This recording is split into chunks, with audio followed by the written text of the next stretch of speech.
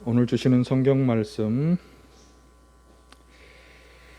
출애굽기 3장 1절에서 15절입니다. 출애굽기 3장 1절에서 15절.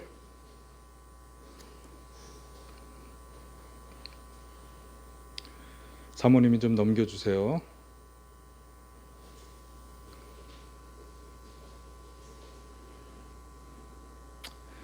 모세는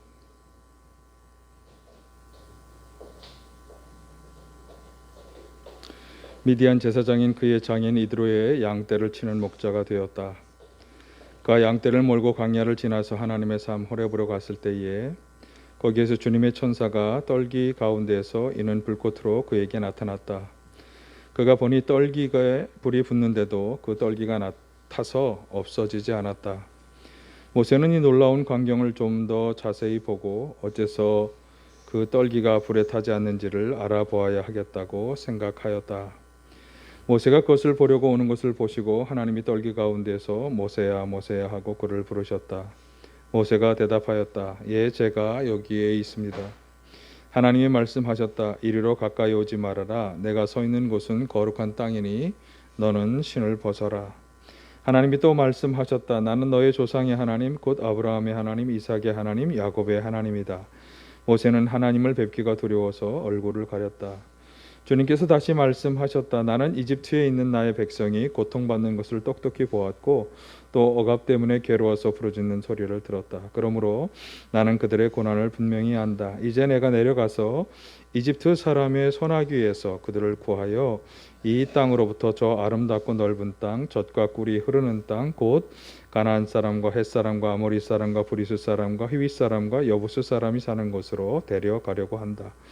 지금도 이스라엘 자손이 부르짖는 소리가 나에게 들린다. 이집트 사람들이 그들을 학대하는 것도 보인다. 이제 나는 너를 바로에게 보내어 나의 백성 이스라엘 자손을 이집트에서 이끌어내게 하겠다. 모세가 하나님께 아뢰었다. 제가 무엇이라고 감히 바로에게 가서 이스라엘 자손을 이집트에서 이끌어내겠습니까? 하나님이 대답하셨다. 내가 너와 함께 있겠다. 내가 이 백성을 이집트에서 이끌어낸 다음에 너희가 이 산 위에서 하나님을 예배하게 될 때에 그것이 바로 내가 너를 보냈다는 징표가 될 것이다. 모세가 하나님께 아뢰었다. 제가 이스라엘 자손에게 가서 너희 조상의 하나님께서 나를 너에게 보내셨다 하고 말하면 그들이 저에게 그의 이름이 무엇이냐 하고 물을 터인데 제가 그들에게 무엇이라고 대답해야 합니까? 하나님이 모세에게 대답하셨다. 나는 곧 나다. 너는 이스라엘 자손에게 이르기를 나라고 하는 분이 너를 그들에게 보냈다고 하여라. 하나님이 다시 모세에게 말씀하셨다. 너는 이스라엘 자손에게 이르기를 여호와 너희 조상의 하나님 곧 아브라함의 하나님 이삭의 하나님 야곱의 하나님이 나를 너희에게 보내셨다 하여라. 이것은 영원한 나의 이름이며 이것이 바로 너희가 대대로 기억할 나의 이름이다. 아멘.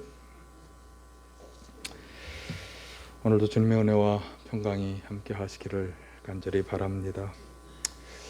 지난주에 우리는 같은 본문을 가지고 하나님께서 모세를 찾아가셔서 만나주시고 그리고 사명을 주시는 장면을 살펴보았는데 특별히 하나님은 우리를 찾아오시는 분이시다.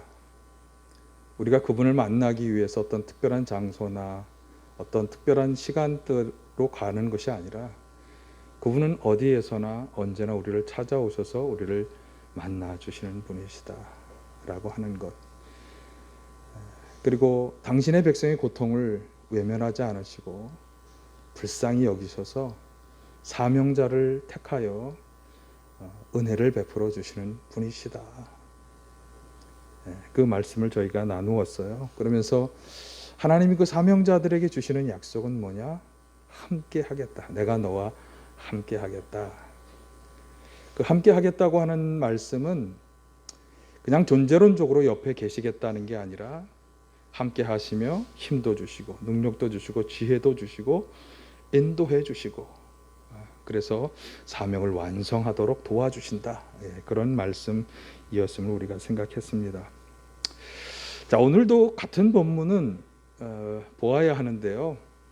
그것은 이 본문에 주는 교훈이 참 너무나 많고 크기 때문인데 오늘은 하나님의 사명을 받는 그 사명자에게 요청되는 것이 있어요.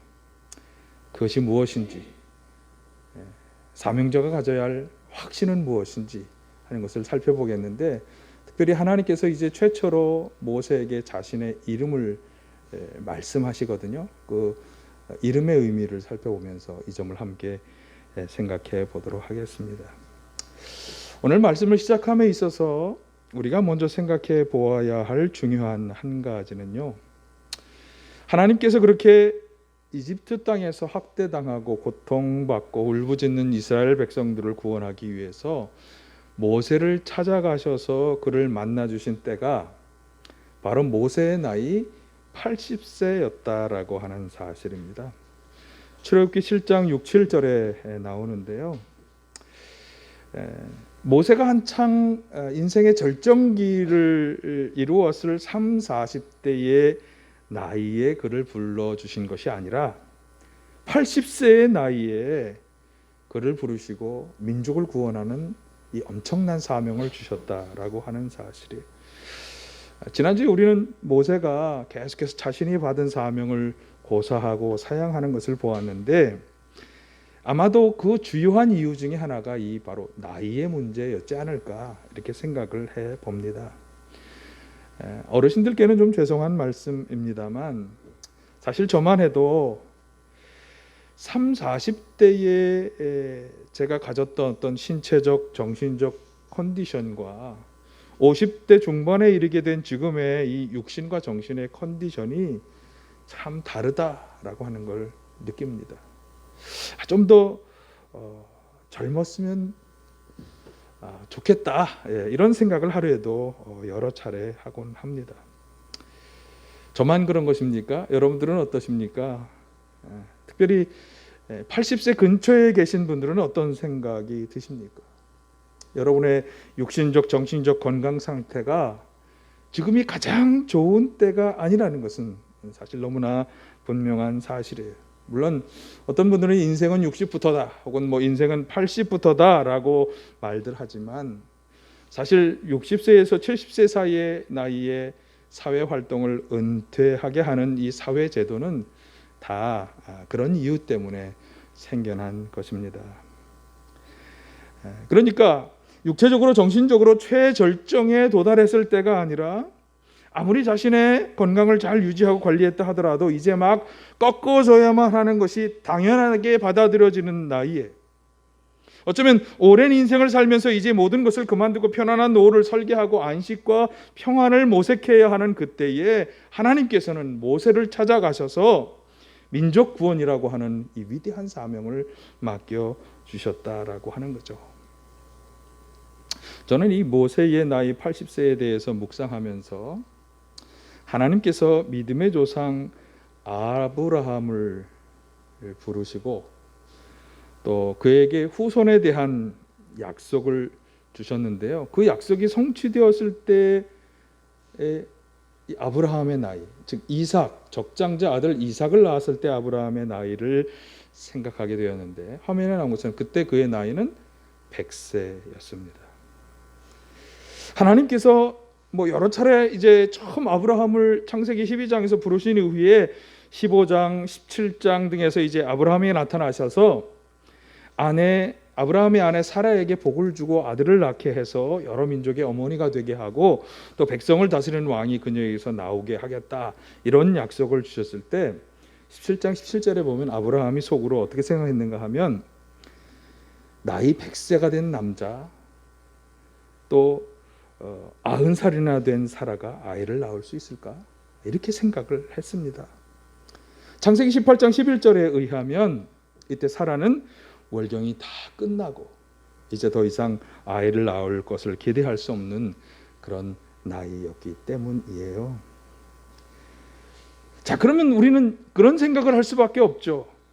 처음 아브라함을 찾아오셔서 축복하시고 그로 하여금 하나님의 백성의 조상이 되게 하도록 그 자손을 계속해서 자손에게 놀라운 축복을 주시겠다고 하신 그 하나님의 약속이 왜 이렇게 늦은 나이에, 물리적으로 도저히 아이를 낳을 수 없을 거라고 기대하는 그 나이에 하나님은 그렇게 되도록 해주셨을까? 자, 모세의 경우도 마찬가지입니다. 이제 모든 기력과 능력이 다 쇠하여지고 안정과 평안을 추구하여야 하는 그때에 왜 하나님께서는 그에게 찾아가셔서 민족 구원이라고 하는 놀라운 사명을 주신 것일까? 우리는 이런 결론을 내릴 수밖에 없습니다.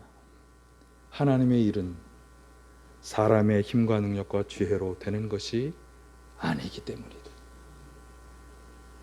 전적으로 하나님만 의지하며 바라보며 나아가야 하는 것이 하나님께서 맡겨주신 사명을 완수하는 길이기 때문인 것입니다. 그래서 사실 모세를 처음 만나 주실 때 하나님이 불꽃 가운데서 그에게 나타나신 장면을 우리가 생각할 수 있겠습니다. 출애굽기 3장 1절 3절에 보시면 모세가 장인 이드로의 양떼를 치는 목자가 되어서 호렙산에 이르게 되었을 때 주님의 천사가 떨기 가운데 불꽃으로 그에게 나타났다고 말씀하고요. 그리고 그가 그 떨기 나무 불꽃이 왜 타지 않을까 이런 경외감을 가지고 가까이 그 불에 다가가는 그런 장면이 출애굽기 3장 1절에 3절에 나오죠. 자, 하나님께서는 타지 않는 불꽃으로 모세에게 왜 임하셨을까? 이 불꽃이 무엇을 의미하는 것인가? 우리는 깊이 생각해 보아야 합니다. 하나님과의 만남 그리고 그분이 주시는 사명은 사람의 힘과 능력을 뛰어넘는 신비한 일인 것입니다. 사람의 상식과 판단으로 재단할 수 없고 사람이 도저히 통제하고 관여할 수 없는, 사람이 침범할 수 없는 초월의 영역이라고 하는 것이죠. 여러분, 우리 인간의 힘과 능력과 지혜로 판단할 수 없고 관여할 수 없는 이 하나님의 놀라운 역사에 우리는 그저 겸손하게 인내하고 기다리면서 하나님께서 힘과 능력을 주실 것을 믿고 의지하고 하나님을 바라보며 이 하나님의 주시는 사명에 참여해야 하는 것입니다. 비록 나이가 80세가 되었다 할지라도 도저히 그것을 감당할 수 있는 능력도 힘도 지혜도 다 부족하다 해도 우리는 그렇게 해야 하는 것입니다. 이 지혜나 능력이나 권력 모든 것을 초월하여 일하시는 하나님께서는 아무것도 아닌 자들을 통해서 당신의 위대한 역사를 이루시는 것입니다. 이것을 꼭 기억하시기를 바랍니다. 자, 이제 우리가 생각해 보아야 하는 것은 호렙산의 불꽃이 일어나는 떨기나무를 자세히 살펴보고자 모세가 가까이 다가갔을 때 하나님께서 그에게 하신 말씀이에요. 자, 5절을 보시면 이리로 가까이 오지 말아라. 내가 서 있는 곳은 거룩한 땅이니 너는 신을 벗어라. 자, 하나님의 사명을 받았다고 생각하는 사람들이 주의 깊게 살펴보아야 하는 말씀입니다. 하나님은 가까이 다가오는 그에게 네가 선 곳은 거룩하니 신을 벗어라 말씀하셨어요. 자, 왜 그곳이 거룩한 곳이 된 것입니까? 신기한 불꽃이 떨군 나무에서 나오기 때문일까요? 하나님의 음성이 천사를 통해 들려왔기 때문일까요? 왜 그것이 거룩한 곳이 되었습니까? 거룩하신 하나님이 그곳에 임하셨기 때문입니다.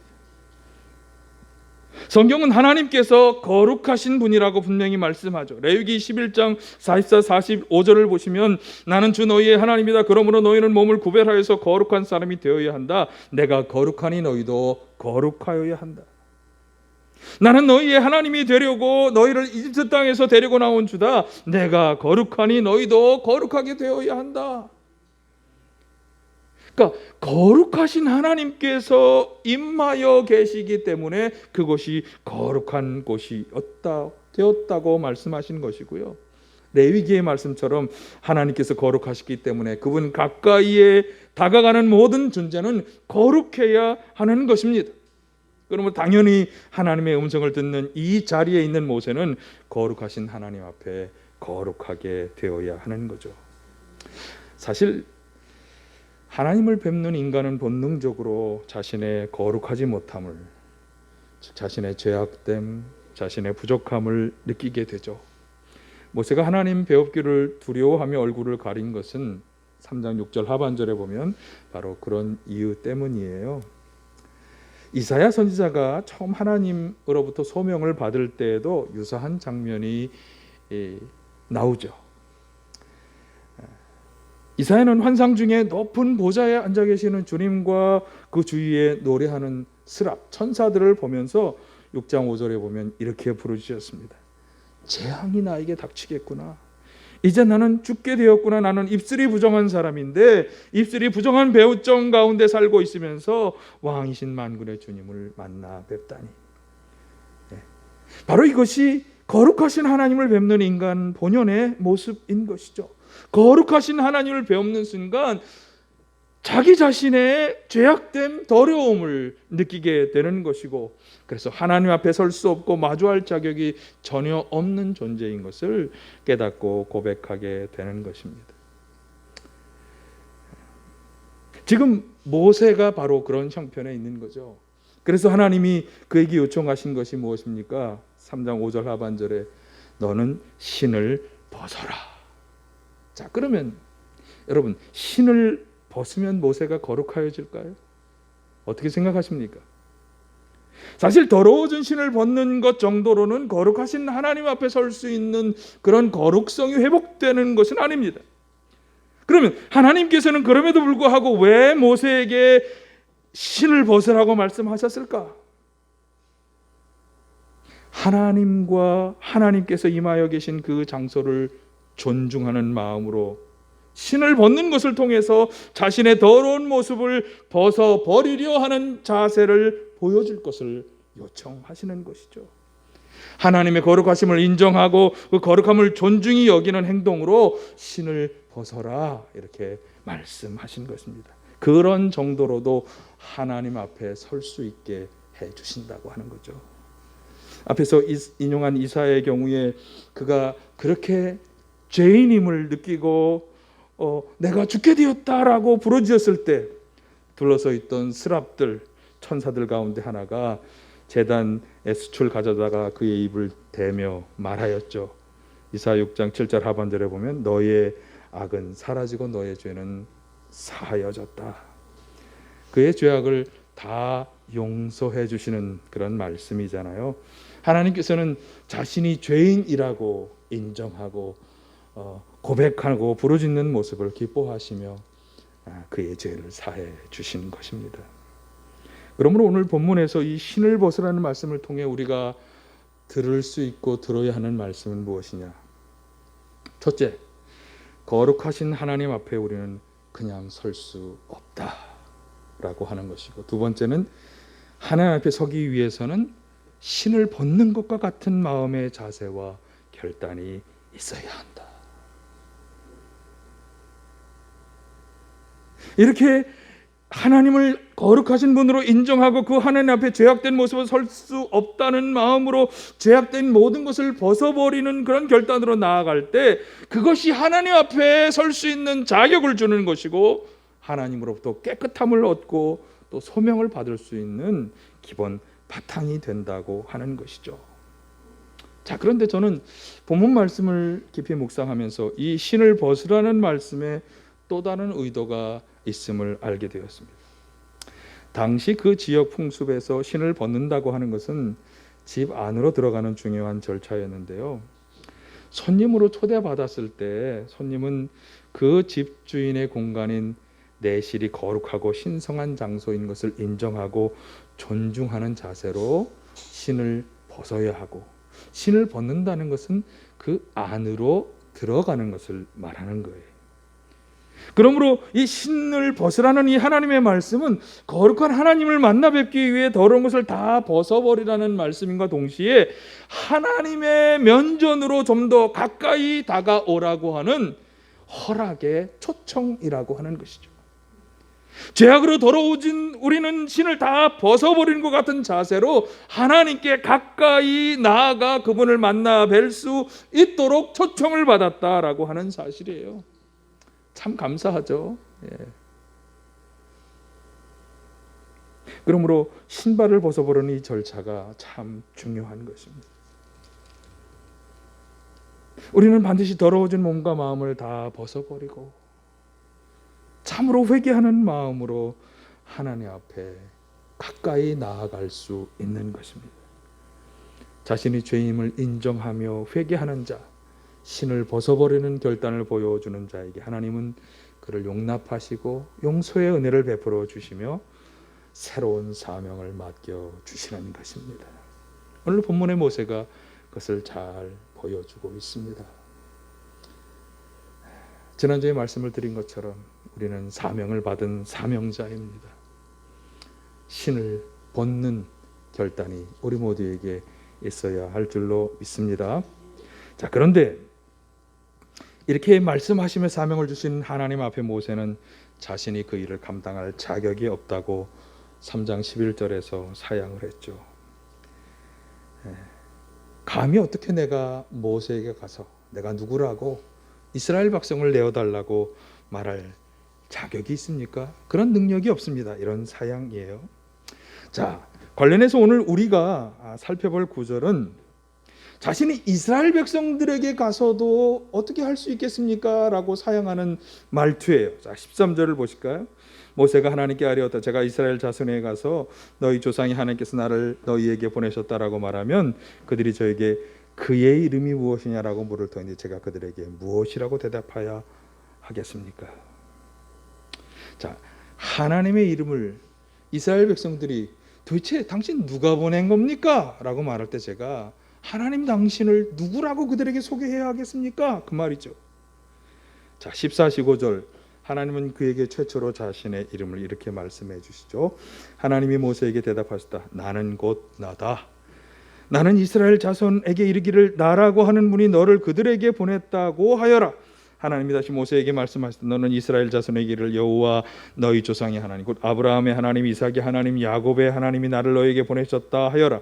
이것이 영원한 나의 이름이며 이것이 바로 너희가 되도록 기억할 나의 이름이다. 자, 앞으로 다시 넘겨주시면 자, 나는 나다라고 이제 새 번역에서는 그렇게 번역했는데 여러분이 가지고 계신 개역 성경이나 옛날 개역 성경이나 혹은 개역 개정 성경에는 뭐라고 되어 있는가 하면 나는 스스로 있는 자다 이렇게 번역을 했습니다. 아주 우리에게 익숙한 그런 이 번역인데요. 사실 내용을 들여다보면 굉장히 철학적인 설명의 표현입니다. 나는 스스로 있는 자라고 하는 것을 이렇게 설명하죠. 많은 분들이 아무 것에도 의존하지 않고 스스로 존재하는 분. 굉장히 철학적이고 존재론적인 설명이에요. 그러니까 하나님께서는 그 누구나 혹은 또 무엇에게도 의지하지 않고 넘기세요. 스스로가 원인이 되는 그렇게 스스로 존재하시는 유일하신 분이라고 하는 설명이죠. 이건 존재론적이고 철학적인 설명이에요. 자, 그런데 영어로 이 I am who I am, 나는 나다라고 하는 이 표현을 원어적으로 살펴보면 그 원어적인 의미의 뜻은 뭐냐 하면 넘기세요. 그가 계시리라. 그가 늘 너희를 위해 거기에 계시리라 라고 하는 의미의 말이에요. 이게 무슨 말인가 하면 지금까지 이스라엘의 조상들과 함께 하셨던 것과 같이 이제 미래에도 자기 백성을 위해 하나님이 늘 거기에 계시리라 라고 하는 의미의 말씀이라고 하는 것. 그래서 오늘 본문에서도 자신의 이름을 밝혀주신 뒤에 여호와 너희 조상의 하나님 아브라함의 하나님 이삭의 하나님 야곱의 하나님이 너를 보내셨다라고 말하라고 말씀하시는 것입니다. 그러니까 이 이스라엘의 조상들 즉 아브라함과도 함께 하셨고 이삭과도 함께 하셨고 야곱과도 함께 하셨던 그 하나님께서 모세 자신을 보내신 것이며 그렇게 그들과 함께 하셨던 하나님이 이제까지 그렇게 했던 것처럼 앞으로도 너희들 즉 하나님의 백성들과 함께 계실 것을 그런 하나님이심을 가르쳐주라 그런 말씀입니다. 루이스 스메데스라고 하는 신학자 겸 윤리학자가 이 구절을 이렇게 풀이했습니다. 너와 함께 그곳에 있을 하나님이 바로 나다. 이 사실을 믿어라. 풀이하면 이런 말씀이에요.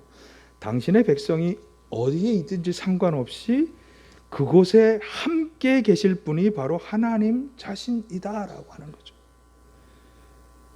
그러니까 하나님께서는 지금 모세에게 자신의 이름을 밝혀주시면서 모세와 그 말씀을 전해야 될 백성들에게 하나님께서는 영원히 그들과 함께 계시는 분이심을 분명히 밝혀주신 것입니다. 지난주에 모세에게 사명을 주시면서 내가 너와 함께 하리라 라고 하는 말씀에 확장판이 되는 거죠. 모세와 함께 있을 뿐만 아니라 이스라엘 백성 너희들이 있는 어디에나 내가 너희와 함께 하겠다. 그 말씀을 주신 그것을 믿고 나아갈 것을 요청하시는 것입니다. 사실 성경에 보면요, 이러한 하나님의 말씀은 여러 차례 언급되고 있습니다. 이사야 41장에 보시면 누가 이런 일이 일어나게 하였느냐, 누가 역사의 흐름을 결정하느냐, 태초부터 나 주가 거기에 있었고 끝날에도 내가 거기에 있을 거야. 태초부터 끝날까지 항상 거기에 백성들이 있는 자리에 그들과 함께 계시는 분이 하나님이시라는 말씀. 요한계시록 1장 8절도 마찬가지죠. 지금도 계시고 전에도 계셨고 앞으로도 오실 전능하신 하나님께서 나는 알파요 오메가라고 말씀하시죠. 전에도 지금도 앞으로도 늘 우리와 함께 계시는 분이시다. 이 하나님을 절대적으로 믿고 신뢰하며 나아가야 하는 거죠. 그래서 히브리서 저에도 하나님이 기뻐하시는 믿음에 대해서 이렇게 설명했잖아요. 히브리서 11장 6절에 보면 믿음이 없이는 하나님을 기쁘시게 할 수 없어요. 하나님께 나아가는 사람은 하나님이 계시다고 하는 것과 어디 계셔? 우리 가운데 우리 곁에서 늘 우리와 함께 계시다고 하는 것과 자기를 찾는 사람에게 상을 주시는 분이시라고 하는 것, 하나님을 찾고 부르는 모든 백성에게 상과 복을 주시는 분이시라는 것을 믿어야 하는 거죠. 하나님이 함께 계시며 무엇을 하신다는 거예요? 제가 계속 말씀드리잖아요. 우리의 모든 것을 다 낱낱이 아시는 하나님께서는 그냥 옆에 가만히 계시는 게 아니에요. 함께 하시며 함께 계시면서 힘과 능력과 지혜를 주시고 도우시고 인도해 주셔서 상과 복을 받는 길로 인도해 주신다. 여러분, 이 믿음을 가지고 나아가시기를 바라고요. 이 확신이 사명을 받는 우리 모두가 반드시 가지고 나아가야 할 중요한 확신인 것입니다. 하나님께서 찾아오셔서 우리를 만나 주실 때 나이나 그 어떤 조건이 있는 것이 아닙니다. 모세는 80세, 아브라함은 100세에. 그러면 누가? 오직 겸손히 인내하며 기다리며 하나님을 의지하는 사람이 하나님을 만나는 것입니다. 신발을 벗으라는 이 말씀은 초청임과 동시에 요청입니다. 내 가까이 나오라는 초청임의 동시에 그렇게 되기 위해서는 겸손히 회개하며 더러워진 자신을 벗어버리고 나오라고 하는 요청이 되는 것입니다. 분명히 가져야 할 확신은 무엇이냐? 믿음의 조상들과 함께 하신 도우시고 인도하신 하나님께서 오늘 우리 가운데 일하시며 도우시고 인도해 주실 것이다 라고 하는 확신이죠. 여러분, 하나님께서 늘 우리가 함께 있는 바로 그곳에 함께 계시며 우리를 통해 당신의 역사를 이루고 계시다. 이 분명한 확신을 가지시기를 바라고요.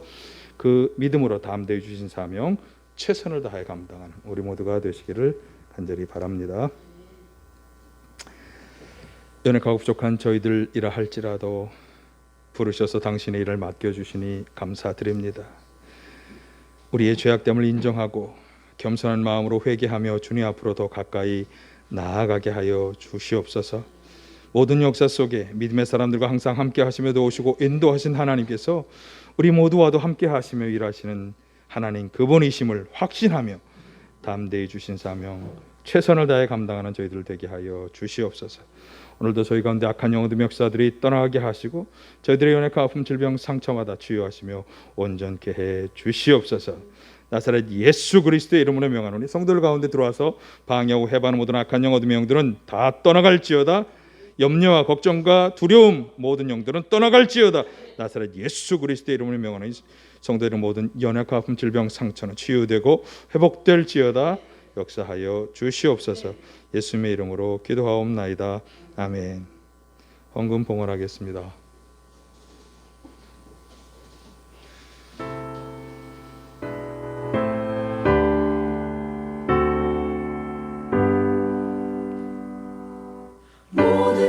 것이 주께로부터 왔으니 이 예물을 주께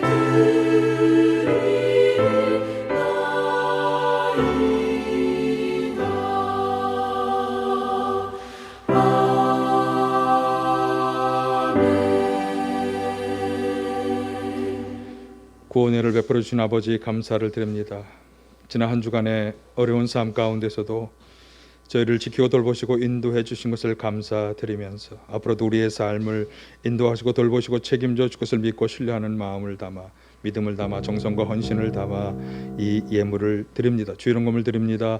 감사헌금을 드립니다. 11조헌금을 드리고 선교헌금을 드리며 건축헌금을 드립니다. 바친 예물마다 기억하여 주시고 약속하신 은혜와 사랑과 축복으로 함께하여 주시옵소서. 무엇보다 주님 앞에 나와 예배드리는 모든 성도들에게 일용할 양식을 주시고 능력의 손길로 함께 하시며 도와 주시옵소서. 죄와 악으로부터 보호하여 주시고 악한 영 어둠의 영들과의 싸움에 승리하게 하여 주시옵소서. 더욱 많은 것으로 나누며 섬기며 봉사하며 살아가도록 하늘의 부요함을 허락하여 주시옵소서. 이 땅의 민족 가운데 은혜를 베풀어 주시고 하나님을 경외하고 백성을 사랑하는 정치 경제 주자들이 되게 하여 주시옵소서. 북한 동포들 가운데도 동일한 은혜를 베풀어 주시옵소서. 무엇보다 어서 빨리 이 코로나 사태가 진정되게 하시고 교회들이 제자리로 하나님을 경외하고 백성에게 신뢰받는 제자리로 돌아오게 하여 주시옵소서. 이제는 성부 성자 성령 삼위일체 하나님의 은혜와 사랑과 교통하심의 역사하심이 주님 앞에 나와 예배드리는 모든 성도들과 그 가정과 직장과 기업 위에 이제부터 영원까지 함께 하시기를 간절히 축원하옵나이다. 아멘.